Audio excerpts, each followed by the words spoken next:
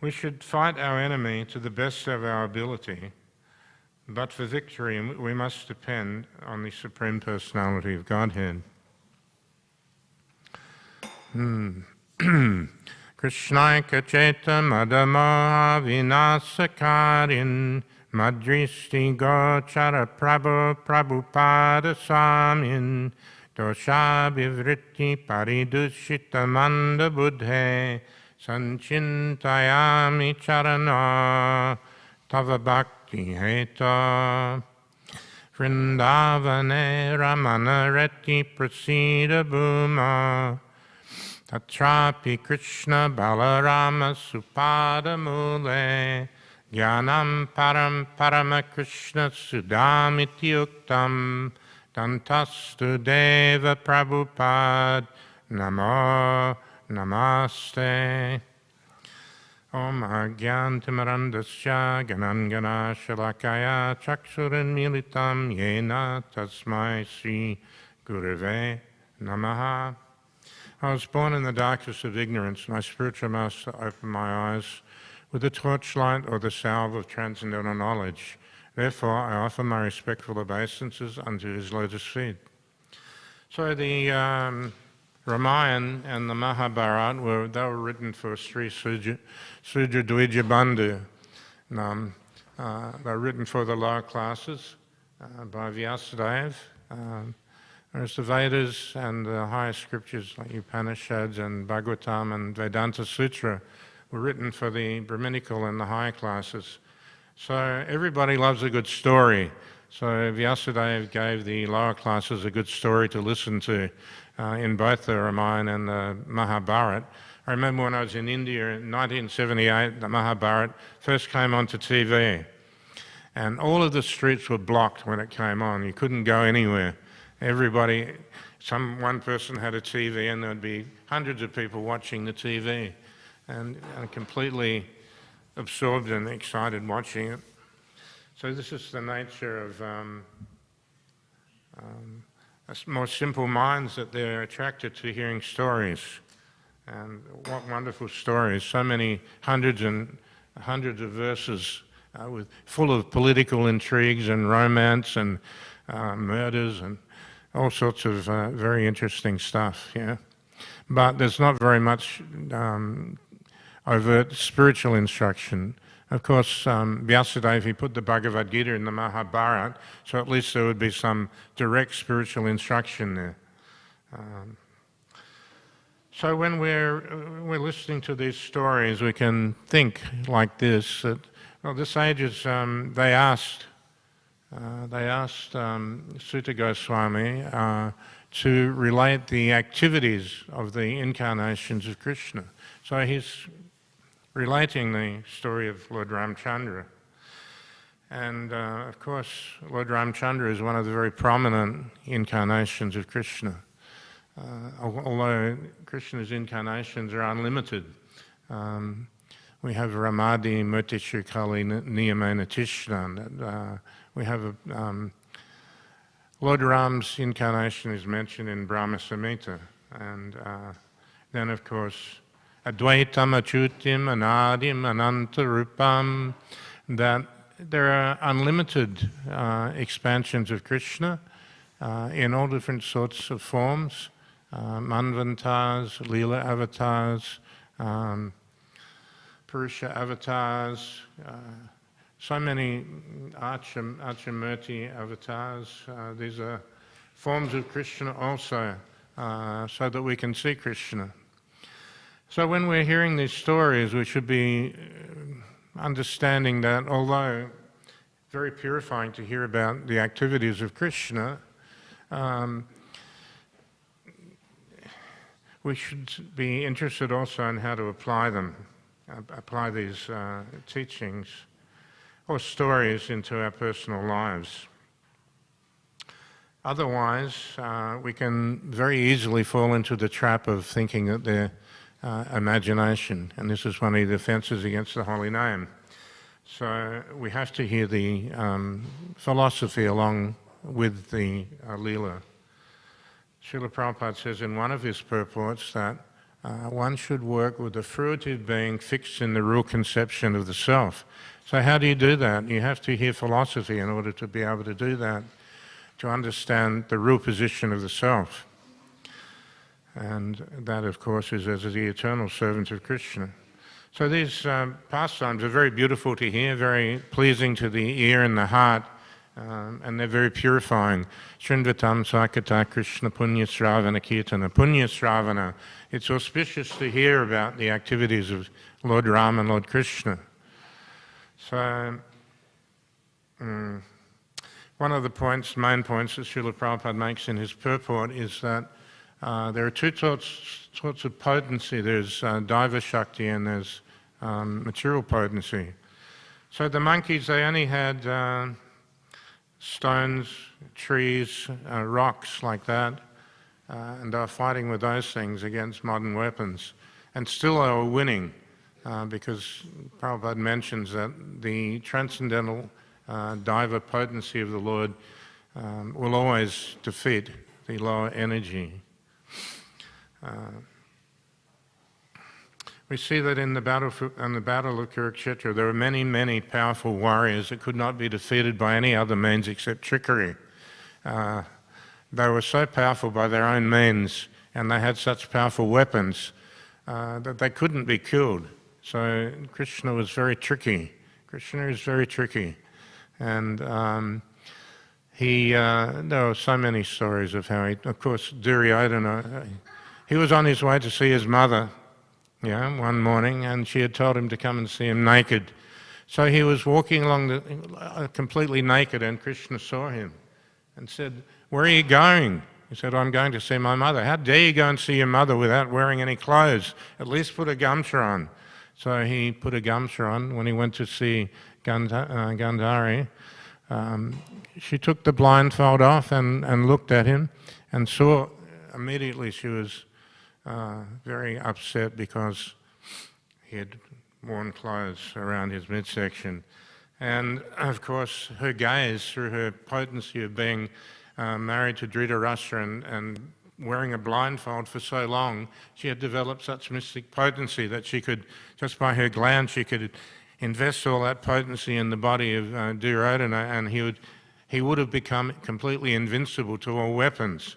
But because he was wearing the gamcha, then he could be hurt in that region. So Krishna tricked Duryodhana, and he was later killed by the club of Bhima, of course, and that was also one of Krishna's tricks. Bhima and Duryodhana both took lessons from Balaram and how to fight with a club. So they were both very expert in fighting with club. But Bhima was stronger, but Duryodhana was very quick and nimble, and he knew a lot of moves. So they were fighting for a very long time. And then Krishna, of course, he went like this, and to indicate to Bhima that you should hit him below the waist and break his back.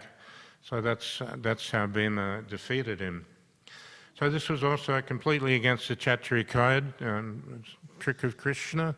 And then there's the death of Dronacharya. He had said that he would never put his weapons down. He would put his weapons down only if his son died before him in battle. Ashvatthama was his son. So he made this vow, and the Pandavas knew about it. So they got Yudhisthira, of course, to Krishna asked Yudhisthira, you say Ashvatthama is dead, and then he'll put his weapons, Drona will put his weapons down and you can kill him.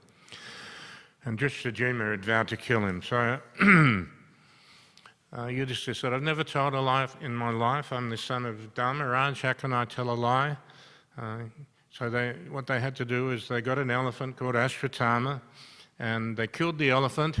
Then Yudhisthira called out, Ashvatthama, the elephant is dead. And in that way, Drona, he put his weapons down. Drishtadyumna cut his head off while he was in meditation. So there were many tricks. Also, Karna, He was killed by Arjuna against the Kshatriya code also, when he was cursed by his spiritual master that when you need your weapon, the most powerful weapon, you need to use that. At the most critical time, you'll forget the mantra to invoke it. So he was on the battlefield of Kurukshetra and his chariot got stuck in the mud. And he descended from his chariot to lift the wheel out of the mud. At that time, Arjuna, Krishna said, now you can kill him. To Arjuna, he was defenseless. It was completely against the Kshatriya code. But still, Krishna said you should kill him because he couldn't be killed by any other means. He was the son of the sun god. He had worn invincible armor, which he had donated to somebody else. But he still had this one weapon which potentially could kill Arjuna, which was given to him. And he tried to invoke it, and of course, because of the curse of his spiritual master, he couldn't invoke the weapon. And Arjuna killed him very unfairly. But these tricks had to be used by Krishna to kill his very powerful warriors who had never been defeated, warriors like Jayadratha. Jayadratha is another one who was tricked in a certain way. Everyone know the story of Jayadratha? How he was killed on the battlefield? What was Arjuna's son's name? Abhimanyu. He heard within the womb how to enter the phalanx, certain phalanx of the Kurus, which was supposed to be impenetrable. And so the Pandavas knew this, and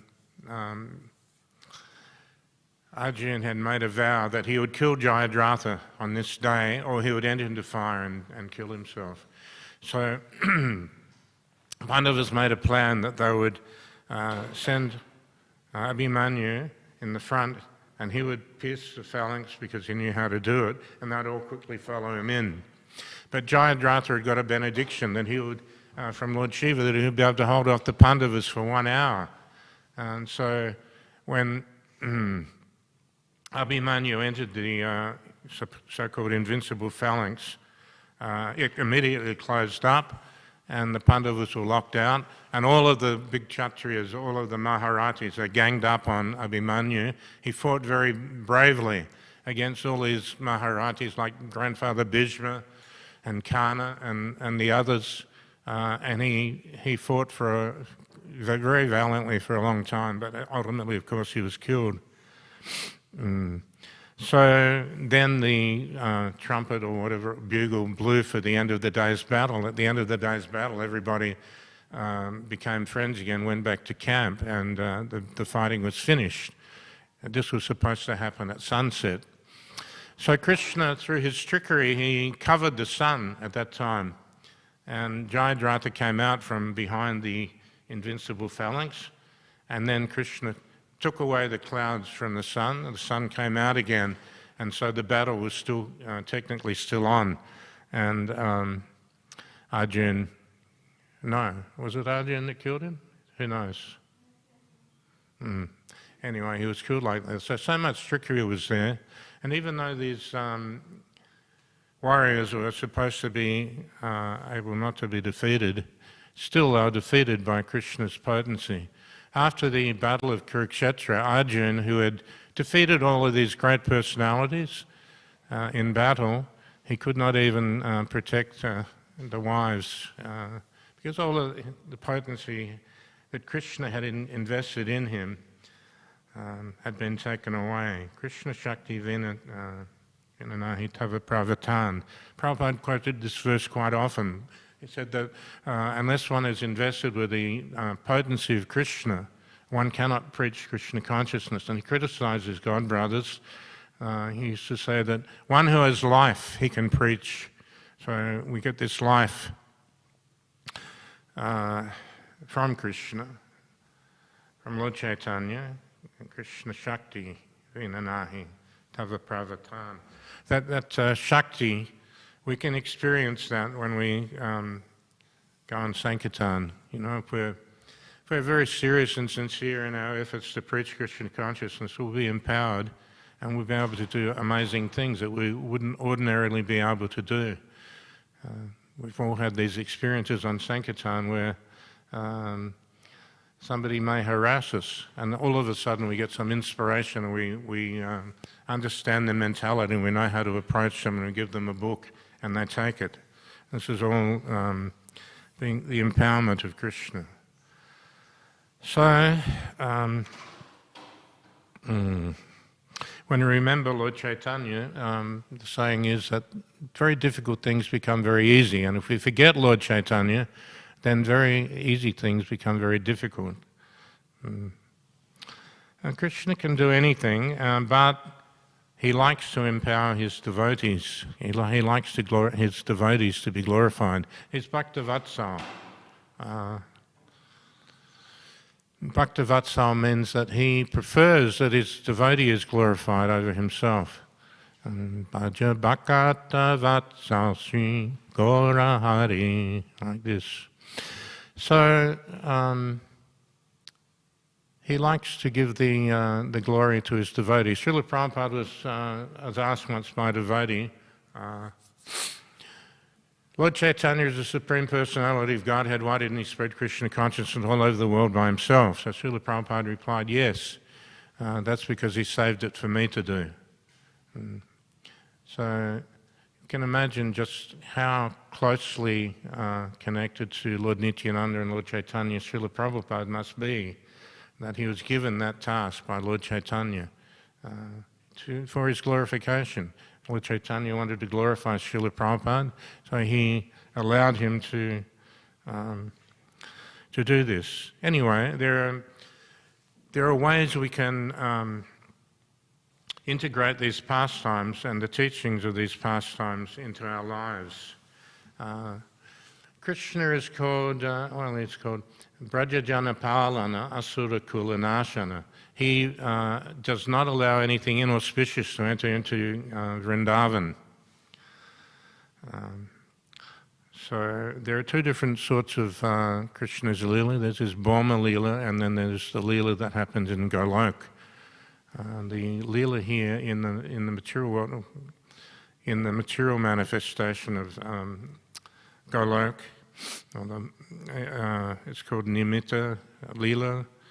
There are different activities in this Leela, in Bhoma Leela, that don't happen in Golok. For example, killing the demons, which we're talking about.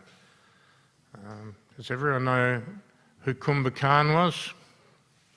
Brother of Ravana, huge demon. And he was asleep all the time. He couldn't be woken up very easily. And so when he was called to the battlefield, they wanted him, when Ravan wanted him to fight on the battlefield, all of the army came there and they were bashing cymbals and beating drums and trying to wake him up. And it was very hard to wake him up. And then when he woke up, he was hungry and he had to eat several herds of cattle and drink so many barrels of intoxicant, and so he could fight on the battlefield. So has anyone been to Bali? Anyone been there? No. In the Botanic Gardens in Bali, there's this huge, monstrous statue of Kumbhakarna.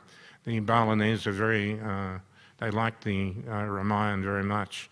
They have many plays about the Ramayana, and this statue must be at least 40 or 50 feet tall. Everyone goes and stands at the bottom and gets their picture taken along with Kumbhakarna. And Kumbhakarna is eating a few soldiers in his statue form. He's eating these soldiers, and with one of his other hands he's killing somebody else like this. So he was a huge demon, but he was killed also on the battlefield, even though he was so powerful. So one famous materialistic person, I can't remember his name, not important, but he said, "We have located the enemy, and it is us." So the Bhaktivedanta Thakur's Sri Shikshamrita is very instructive in that he relates the 21 pastimes of Braj Leela in Bhoma Leela of Krishna to the different states of mind and the anarthas that we have to overcome in the course of our devotional service. So in that sense, the enemy is us, and we have to conquer all of the demons within us. It's called anyway, it is called overcoming the anarthas. Tata anatta nivritti shat. So what are these anarthas? Well, we start off with kama, krodha, mada, moha, and matsarya, are the 6 enemies of the soul. And then we move on, and then there are different other anarthas, 6 main anarthas, and I've written down a few of them. Nisyadachara, forbidden acts. We know what forbidden acts are: no meat eating, illicit sex, intoxication, or gambling, and there are many others also. Kritinati, fault finding, duplicity, diplomacy. So we have all have a tendency in the material world to find fault in others, because this is a tendency to glorify ourselves by putting others down. This is called kritinati. It has to be overcome. What have I got here?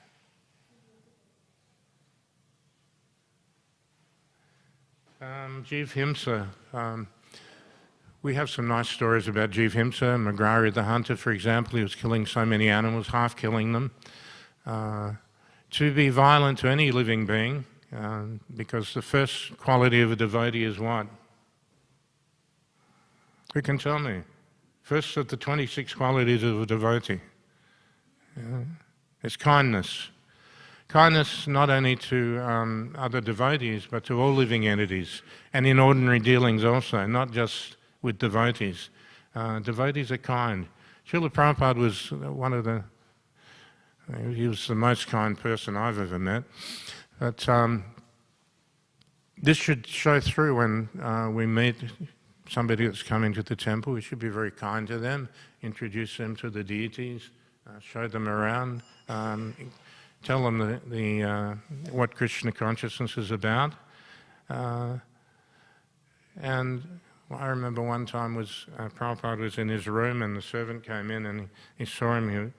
He was looking down at the ground and he was trying to feed an ant some prasadam. So devotees are very merciful, very kind to all living entities. So we have to be very careful of that. Jiv Himsa, there are so many different ways. We can be cruel and nasty to others. Very easy to do because we have this Ishvara Hamaham Bhogi mentality carrying over from many millions of lives, along with all the other anarthas that are there. So then labha, greed. We know about greed. The whole material world is centered around greed. There's never enough of anything for anyone. They always want to get more and more money, more and more enjoyment, material enjoyment. Puja, these are the really hard ones we're getting to remove from the heart now. Puja is the desire for worship, admiration, and honor. So you see sometimes when a person takes up devotional service, in the beginning they develop what we call PDS, or pure devotee syndrome. The false ego of wanting to be the controller and enjoyer for so many lifetimes carries over into devotional service, and the beginning devotee starts to think that I'm the best devotee, I'm a pure devotee, everybody should honor and worship me and recognize what a wonderful devotee I am. So this is one of the pitfalls, one of the anarthas that we're talking about. And then there's pratishta, definitely the most hard to remove from the heart. Pratishtha is the desire for name, fame, and position. We see that a devotee may become very elevated in devotional service, and then they get followers and wealth, and they start to think, all these people are worshipping me, I must be pretty special, and this desire for worship creeps into the heart, and we see that even long-term devotees, they may fall down if they're not careful. So Prabhupada said that we should we shouldn't be surprised when somebody falls down, because all of these anarthas are there, and Maya is very tricky also, not only Krishna. Maya is also Krishna's devotee. She's also very tricky. Many ways that these anarthas can enter, especially if we're slack in our sadhana, or we commit an offense. So it's pratishta, very hard to overcome. So Bhaktivedanta Thakur, he gives these 21 examples of Krishna Leela and all the different demons that entered Vrindavan and tried to create disturbance. Krishna killed them all. Prajajana Palana, Asura Kulanashana. So they all represent different states of consciousness that need to be removed from the heart as one progresses in devotional service. Bhakti Chaitanya Swami has written a very nice book, 55 pages on this subject, and it's available free online, and it's very instructive. Because this anatta nivritti shat, it can go on for many lifetimes. We can reach a state in our devotional service where we're just cruising along and we're not trying to even remove these very strictly. And that can go on for a very long time. Just like we chant Bahu Janmakari Yada Sravana Kirtana, that if we commit the offences against the holy name, then we can chant for many lifetimes. And that is possible, that we can chant lifetime after lifetime and not make much progress at all.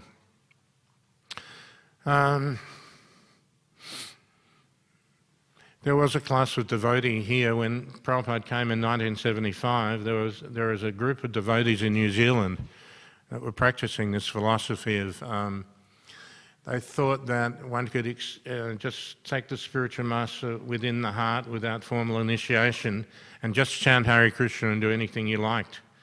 And Prabhupada smashed them. He said, this is bogus philosophy. So then one devotee on a morning walk, he said, then they should give up chanting, Srila Prabhupada? He said, no, they should still keep chanting, but it will take a very long time, because they're trying to light a fire in one hand and got water in the other, and they're putting the water on the fire, so it's very hard to start a fire. So Bhakti Vinod Thakur, he says, I think Keshi represents pride. I don't remember all of them, but Keshi, and then Dhanuka represents material consciousness, bodily consciousness, darkness of ignorance. And in this way there are 21 examples that Bhaktivedanta Thakur gives of different states of consciousness.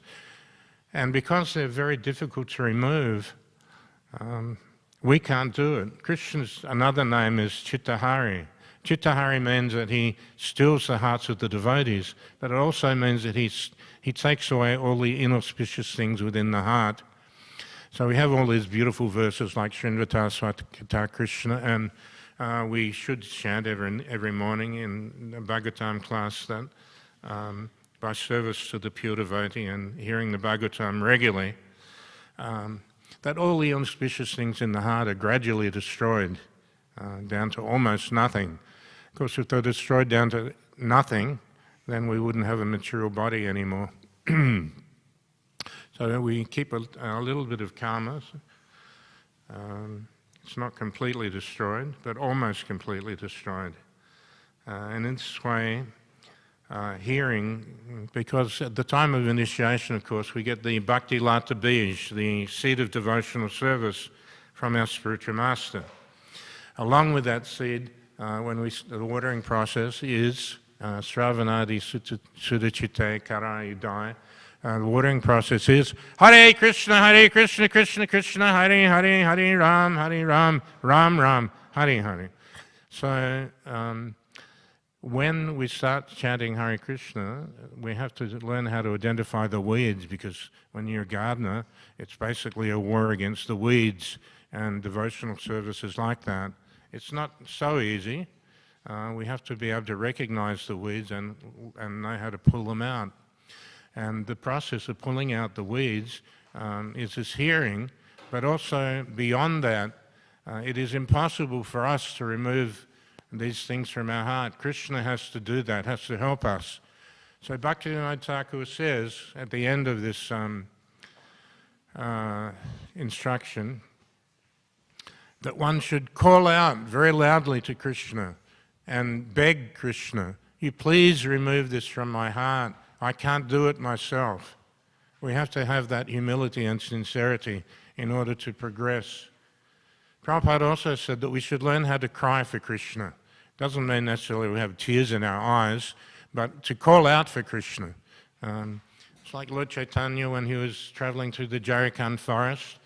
Krishna, Krishna, Krishna, Krishna, Krishna, Krishna, Krishna, Hare. Krishna Keshava, Krishna Keshava, Krishna Keshava, Pahimam. Rama Raghava, Rama Raghava, Rama Raghava, Rakshamam. Krishna, you please protect me, you please maintain me. So we're trying to think like this continually. Krishna consciousness is very much about remembrance, one of the 9 processes of devotional service. And Bhaktivedanta Thakur gives these beautiful examples of how to relate our impurities and our anarthas to Krishna's Leela, so that we can remember Krishna's Leela and remember how to overcome our anarthas.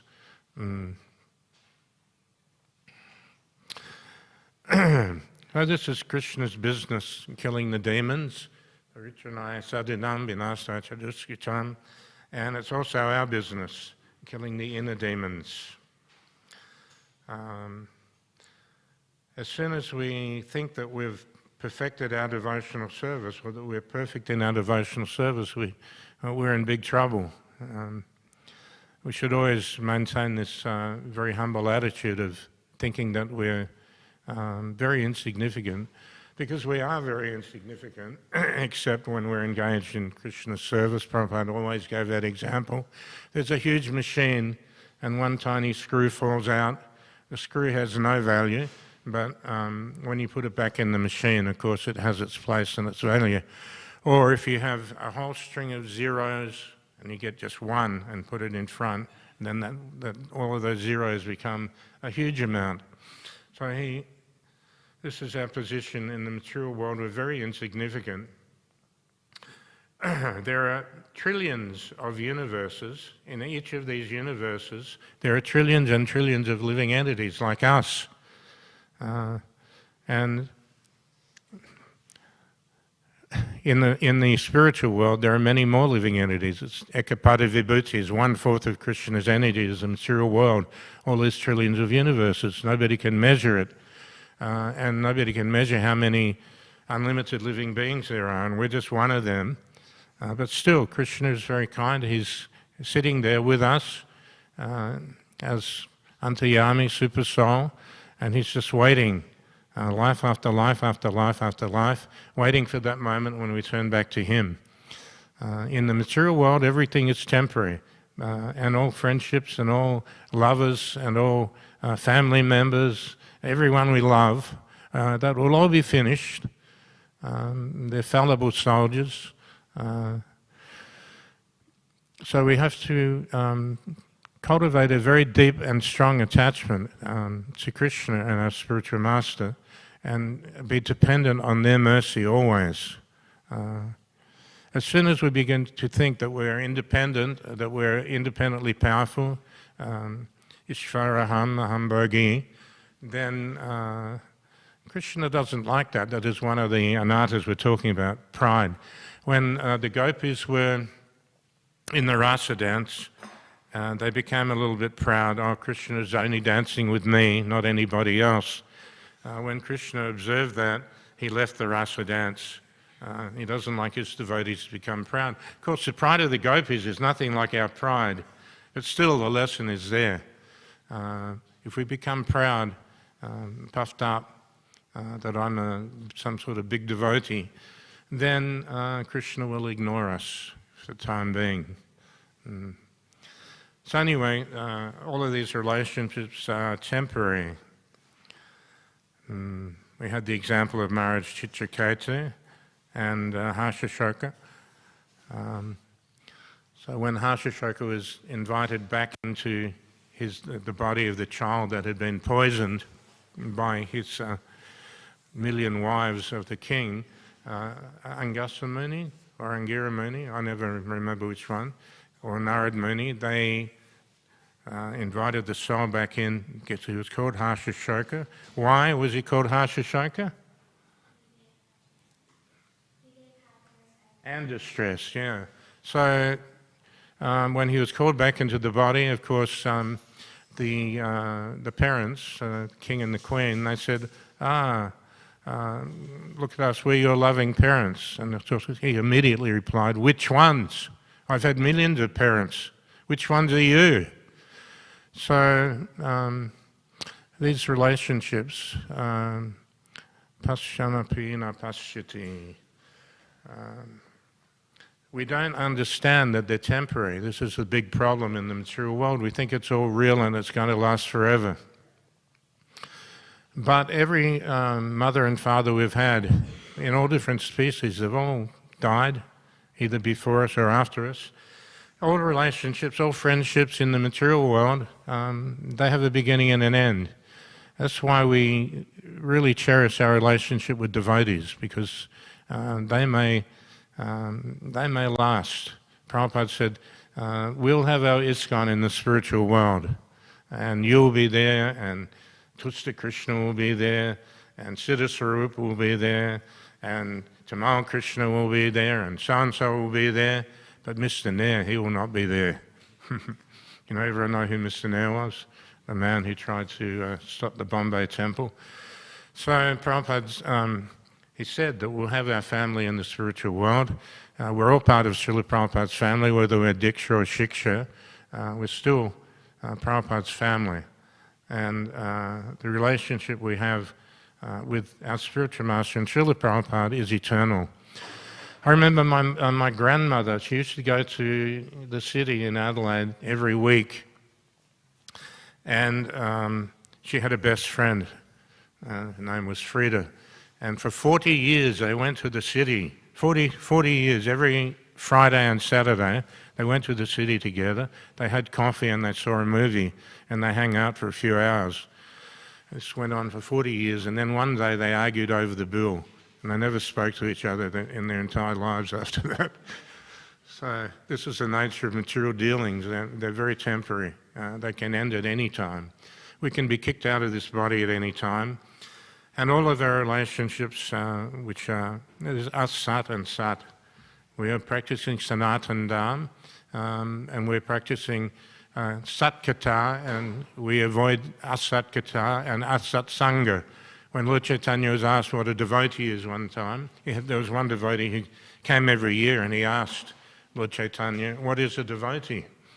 And one of the answers was Asat Sangha Chag e Vaishnava Achar. A devotee is somebody who avoids the association of non-devotees. This is very important because by associating with non-devotees we become contaminated.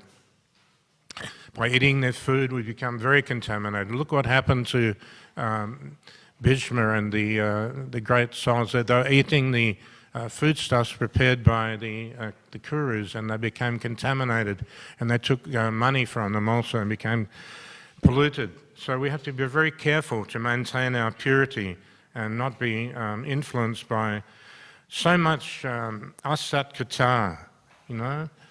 When something comes out of the mouth of the devotee, it should be sat kata, something about Krishna, something about Krishna's devotional service.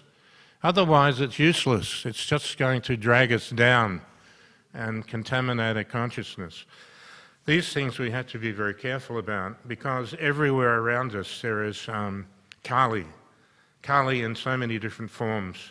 It was given places where there is gold, where there is intoxication, where there is prostitution, and where there is gambling. And that is just about everywhere you look now. So we have to be very careful not to associate with materialistic people or materialistic, have any materialistic dealings. Asat kata is, or Gramya kata is, it's very, very polluting, especially one of the main anatas here is dissension amongst Vaishnavas. I can't remember which Leela it is, maybe somebody else can, but dissension amongst Vaishnavas. We have this tendency to think that our way of doing things is the best. And we may disagree with other devotees, but we should always follow the authorities that have been put in place, and that will then we'll be able to avoid dissension, because it's very harmful if we all have different ideas on how to do things. There'll never be any cohesion, and we won't be able to spread Krishna consciousness very well. All right, so it's very close to the end. Does anyone have any questions?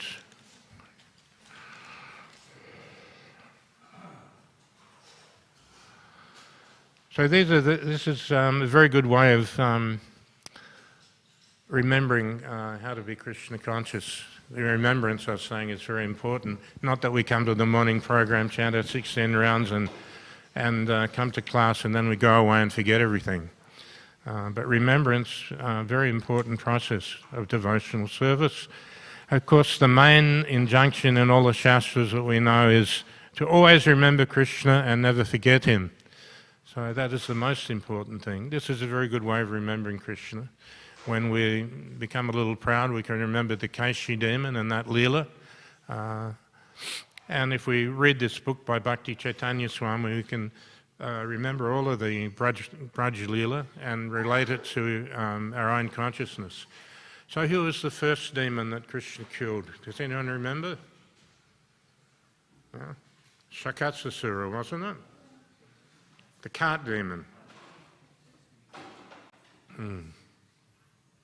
In this way, progressively, the anathas become more and more difficult to remove as they go on, 21 of them, ending up with pratishta and these things. So thank you very much for coming to class and listening. It's nice to be here, and you're all very wonderful, enthusiastic devotees, and it's a great pleasure to be here. You have the best prasadam in the world, and you have very enthusiastic kirtan. Everyone should try and go out on Harinam as much as possible, because it's so purifying and it's so beneficial to everyone who hears also. So thank you very much. All glories to Srila Prabhupada. Jai.